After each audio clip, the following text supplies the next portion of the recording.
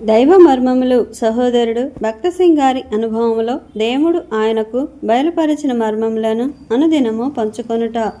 మే 16. మిడతలను, గొంగలి పురుగులను, పసరు పురుగులను, చీడ పురుగులను అను నా మహాసైన్యము తినివేసిన సంవత్సరముల పంటను మీకు మరలా నిత్తును. యోవేలు గ్రంథము 2వ అధ్యాయము 25వ వచనము. నీ పాపములు క్షమింపబడని ఎడల దేవుని దృష్టిలో నీ జీవితం అంతయు వ్యర్థమని నీ వెరుగుదువా? యోవేలు గ్రంథము 1వ అధ్యాయము 4వ వచనములో వ్యవసాయదారుని పంటను తినివేయు 4 రకముల పురుగులను గూర్చి చదువుచున్నాము. అవి గొంగలి పురుగులు, పసరు పురుగులు, మిడతలు, చీడ పురుగులు. గొప్ప నిరీక్షణతో వ్యవసాయదారులు రాత్రింబవళ్ళు కష్టపడి పొలమును దున్ని విత్తనములు వేయుదురు.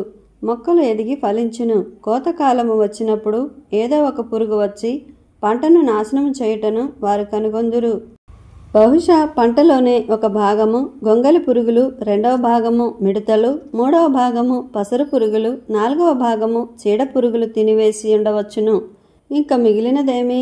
ఏమీయూ లేదు. అంతా నష్టమే.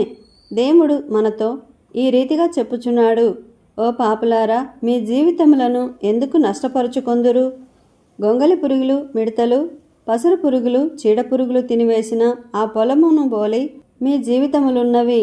వాస్తవముగా నీ జీవిత పరిస్థితి ఈ రీతిగానున్నదేమో. నీ జీవితము నష్టపరచబడినది, ఇప్పుడు నష్టపరచబడుచున్నది. నీవు గ్రహించుచున్నావేమో. నీకు కూడా నిరీక్షణ ఉన్నది. నీ నష్టం ఎంత గొప్పదైనను, ఎంత అవమానకరమైన పరిస్థితి అయినను నీవు పోగొట్టుకొనిన సమస్తమును తిరిగి పొందగలవు.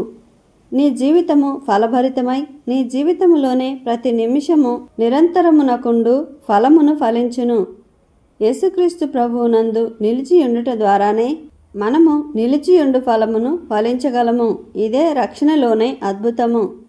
పాపము ద్వారాను అవమానకరమైన క్రియల ద్వారాను మన జీవితమును మనము వ్యర్థము చేసుకొనినను యేసుక్రీస్తు ప్రభువునొద్దకు వచ్చి ఆయనతో ఐక్యపరచబడుట ద్వారా మనము విస్తార ఫలములు ఫలించెడి జీవితము గలవారమగుదుము.